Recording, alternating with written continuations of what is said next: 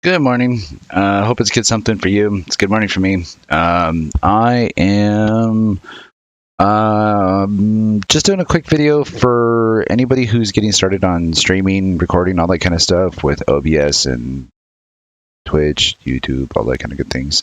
I always have this kind of habit of when I start something, I try to make some mental notes on things that help me through it. So maybe this will help you. Maybe not. Best of luck. But just kind of throwing out lessons learned as I go through some of this kind of stuff. Maybe just a couple things. I have a fairly decent machine. It's not like a groundbreaking performance like a Ryzen 5 3600X, 16 gigs of RAM, running at, I think I have it running at 3200. And everything's solid state or NVMe on my disk. So disk speed's pretty decent. Not a beast of a computer, but it's still good, relatively good, performing well. And your system performance for anything like this will definitely impact things. I think I have an upload speed that averages around, I don't know, 6 megabits. So it's not screaming fast, but that also comes into play with some of this kind of stuff. So just a little background stuff there. You might want to, at the very least, see what your upload speed is when you do an internet speed test, because that determines, or that plays a role, as far as I understand. I'm still learning this stuff myself, but that plays a role in your bitrate settings and all that kind of stuff for when you're doing captures. So just kind of jumping into some of the stuff that I've learned for myself. OBS is a software that it seems like a lot of people use if they're using free stuff. I don't really know the other softwares personally. Again, I'm just getting started into this kind of stuff, so I'm just throwing out the lessons learned at this point before it all like falls out of my head.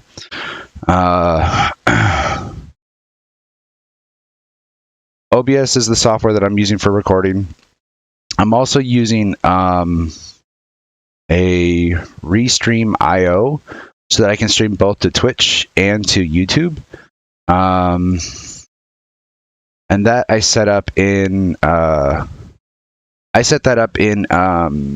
my, there's a stream connection settings. I don't really want to go through it because I'm new enough right now that I don't know what I shouldn't be showing. For all I know, I'm showing everything that I shouldn't be showing right now. I have no idea. So I'm just kind of like rolling with it. But some of the stuff that I did want to show in OBS itself, I think is kind of important. One of the first things is that you can see down here, I'm using my sources. I'm using a display capture right now. And that was just because I do want to show the OBS settings and all that kind of stuff. And I might have to dip into various things to show.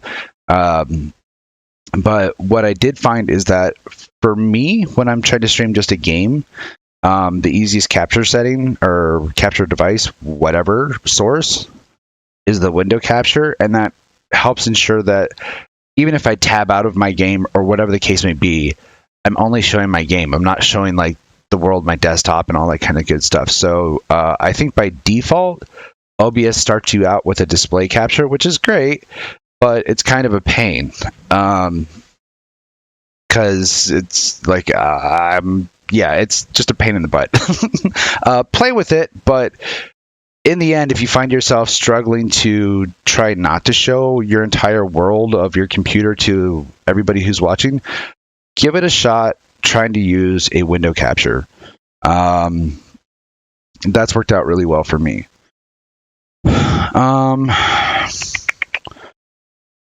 One of the things I just went through was microphone settings.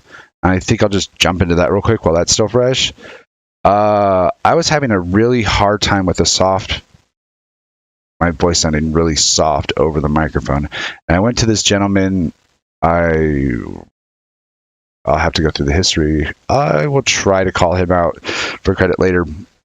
But this gentleman, you do look up OBS settings for beginners or something like that, or OBS microphone settings for beginners might be it. You'll probably find the guy. But I had a lot of improvement by doing a fair amount of gain, and maybe these are all Newb settings. I don't really know, but my sound from my microphone is 10 times better than what it was without having this stuff in. I don't know if these settings are going to be any good for you. I had to play around with this a fair amount. This noise gate kind of, as the gentleman explained, it controls when basically your microphone starts recording and when it stops recording. I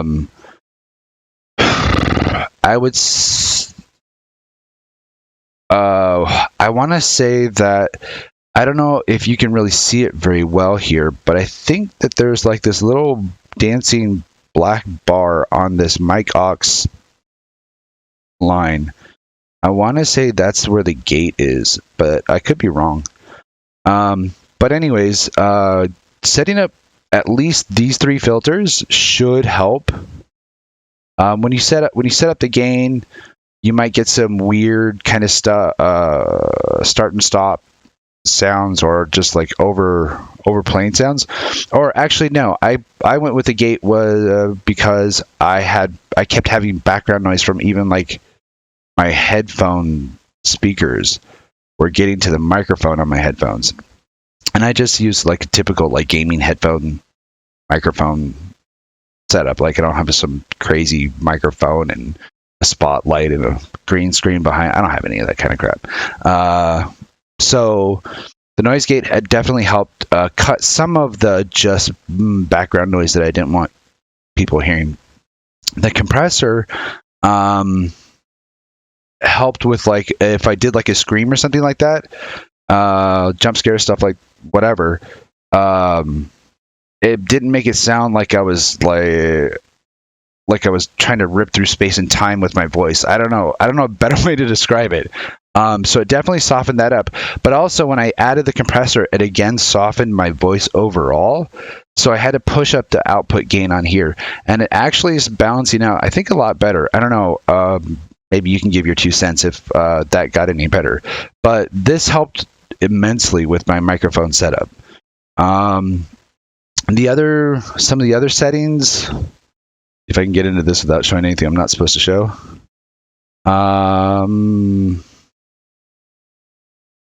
So this is where you set up your connection to like Twitch, YouTube. For me, I'm using Restream. My video settings, it originally wants to start me out, and I know this is all grayed out, and I apologize. I'm recording this right now, but when I'm not recording, this all is editable. I ended up having to get rid of the scaling, and the scaling is where it comes from your base, from what your basic resolution is. I think this goes to your basic resolution by default, but you can adjust it. You can have it scale your base, I guess, down smaller. I tried that, and it actually doesn't scale. It clips, is what it looked like. So, like, instead of getting the full screen, my screen started where like the cancel button and went up to the top left. So it cut off everything else back here when I reduced my canvas.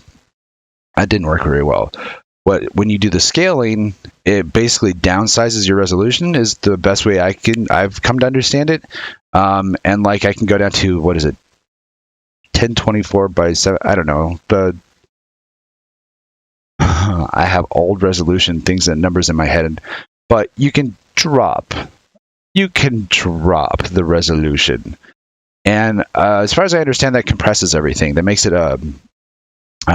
smaller, basically a smaller amount of data that you're sending when your stream is running or when your video is playing or whatever the case may be.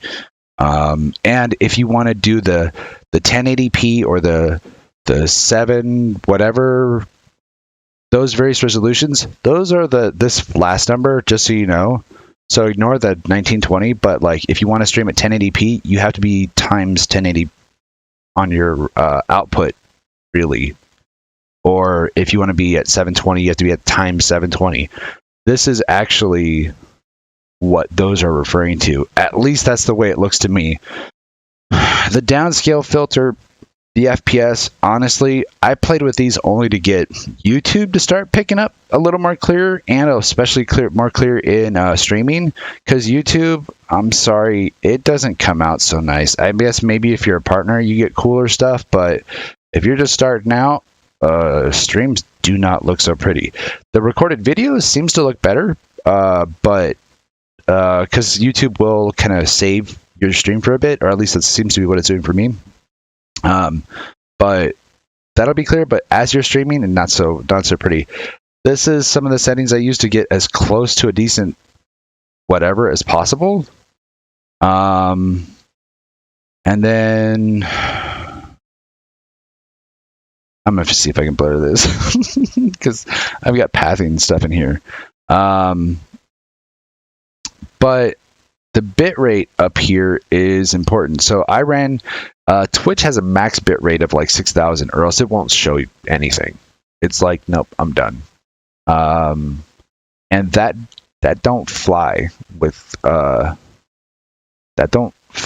well with YouTube, because YouTube seems to need a bigger bit rate, and I don't know what it is. Like, I'm sure there's somebody out there who's like, oh, I just looked at your settings and you're such a noob. You need to like change this to this and this to that and the other. And I'm like, okay, that's great, but like, come over here and set up my rig then. This is what I needed to do to get. I needed a higher bit rate. I needed a higher bit rate to get things to look better on the stream with YouTube. It seemed everything that I'm seeing that if you're streaming, you got to have the high bit rate for YouTube, or I guess you have to be the partner, because I guess YouTube partners get better. Take this as hearsay, but YouTube partners, I think, get better settings for what their streams are allowing from just their setup. So I don't know, but the bitrate 6,000, software encoder, the software X264, audio 128. I believe that was a YouTube recommendation, and I think Twitch is doing fine with that. And then the video, I'm just running 30 frames per second because I think that's going to keep just how heavy the stream is down a little bit. The more you kind of add to your settings, higher frame rate, higher resolution, increase like audio, like increasing your audio settings, all that stuff I believe is going to increase how heavy that data is that's transferring. So if somebody's like on their phone on just like their 4G connection, as opposed to being on a decent Wi-Fi or connected to a LAN, they may not be able to really get that, even if they drop from like 1080p down to 720p or whatever. My understanding is the more we throw at this, the just heavier that transfer is. So I'm trying to avoid some of it by at least keeping the frame rate down. But I left I had to get rid of the scaling. I couldn't do the 720 anymore. People can drop that 720 or have it YouTube auto setup. Change it automatically for them. I'm not going to do that. I'll let YouTube do that, and reduce the payload that way that's being sent to the device. Anyways, long story short, too late. Those are some of the settings that I went through. I struggled with actually quite a bit. I struggled with quite a bit the output settings, trying to get this set to something that works. And trying to get, it's only like 6 boxes, but man, like you change a little bit something here or there and it really impacts everything else. So those are some lessons learned, some microphone stuff, some bitrate stuff, some output settings, some video settings, microphone settings. Hopefully that helps. And if not, if I'm just a rambling fool, then I'm just a rambling fool, but that's cool. You all have a good one and take care.